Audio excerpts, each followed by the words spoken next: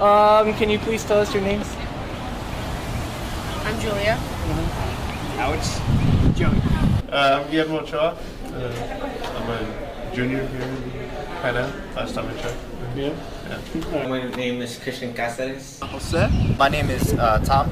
Hi, I'm going to be asking you a couple of questions about technology and how it affects us in the educational field, and as well as maybe ask other questions on how it affects you personally. About the topic of online classes, do you see any negatives to that?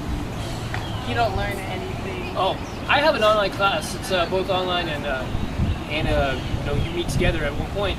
Unfortunately, about those type of classes, that there's not much communication between the students and the professors, and there's not much learning involved into it because you're left to fend for yourself, and it's not really too efficient of a choice. You don't get to meet any of your classmates, and you don't get to meet a professor.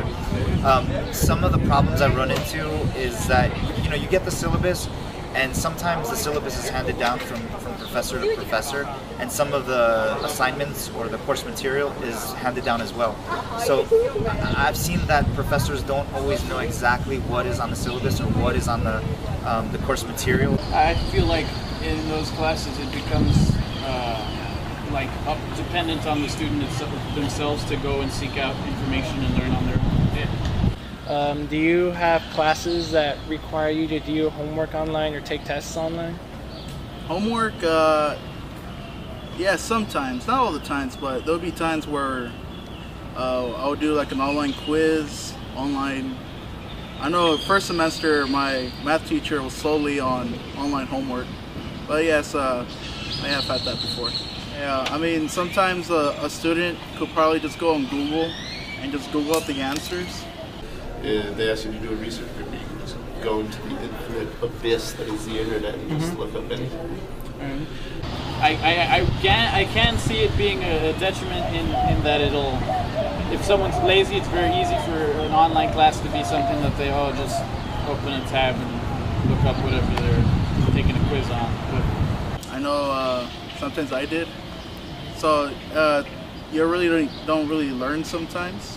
Does technology hinder your social skills or does it improve it?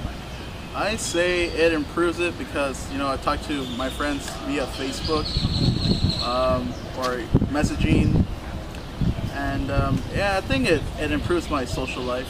There's this girl using her laptop and she's talking on Facebook. I'm just like, don't do that. And the professors, they have faith in the students and just like bring your laptops and you can take notes on your laptop. But a majority of the students just look up on Facebook. There's plenty of people who are guilty of that, myself included. I mean, I answer texts in the middle of class, which is something you're not really supposed to do. Yeah. But yeah, there is an abuse of technology in that way. So. Mostly, I just message the people that I know. I don't. I'll message what was for homework or stuff like that. It could be very, very helpful. Do you feel that you're giving up your right to privacy when you post everything about yourself on social? Yeah, I mean, all those scary stories about Facebook owning your privacy. Yeah, I mean, whatever you post in the internet, it's not yours anymore. You can post a picture, it's not. You have no control of what happens to it. So yeah, I believe. I fear my privacy when I do social media. Do you think it's easier to bully individuals online? I think so. I mean, since everybody has a device, technological device, people can just go and pretend they're someone else and start bullying someone. But at the end of the day, all you gotta do is just look away from the device or block that person. It's really not that hard to ignore it. But the people that are being bullied respond to it, which just continues there. Another question. Are you comfortable with the whole idea of children between the ages of 5 and 10 being given iPads and iPods, like they're being distributed by schools for the kids and whatnot? Oh yeah, definitely. Oh yeah, most definitely. At one point I had mixed feelings about that. I think about when I was a child, we didn't have all those things. Video games just started coming out, I guess, in that era.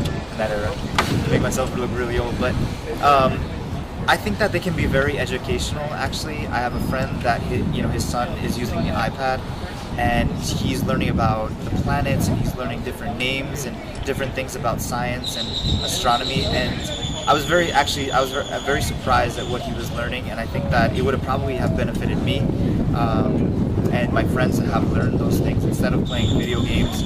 My firm belief is that kids belong outside playing and running around, not inside at the mercy of an iPad or iPod, whatever they're called now. So yeah, most definitely I do see trouble with kids distributing iPads, pods, and iPads from the schools, definitely.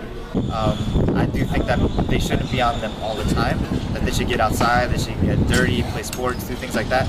But I do think that they can be very, tools for their education. So, do you see any pros to introducing children to electronics at a young age?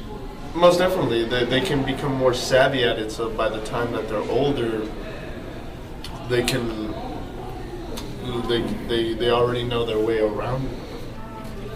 And who knows, maybe one of those guys might discover an even better way to use it, an even easier way to use it. So yeah, there are some pros to that, but I believe that the risk is a little too high because with all technology, especially nowadays, people have gone to dependency on it, even to the point of getting addicted. So it's just. You don't even need to learn how to spell anymore because that's the everything other point check spell. Even your grammar. If you have the worst grammar, you can tell your computer to fix it for you. Because you're a little editor, so you don't even have to know how to do half of this stuff anymore. So I feel like the kids are becoming, and you see it with like my little brother. Those kids are not ready for their test exams for the state because they don't know anything because they're so involved in this computer world that they don't have to be smart because the computer does it for them. So do you think? Okay. Well, like I would think that skipping out on writing and grammar is that a thing that you would see as an optional thing? Like, do you think we could live without learning how to spell? I think that properly formed sentences. No, you can't because you talk the way you write. Eventually, those kids are gonna start talking stupid. And it's like, what are you trying to tell me? Like, I don't understand you because your grammar is the way you communicate.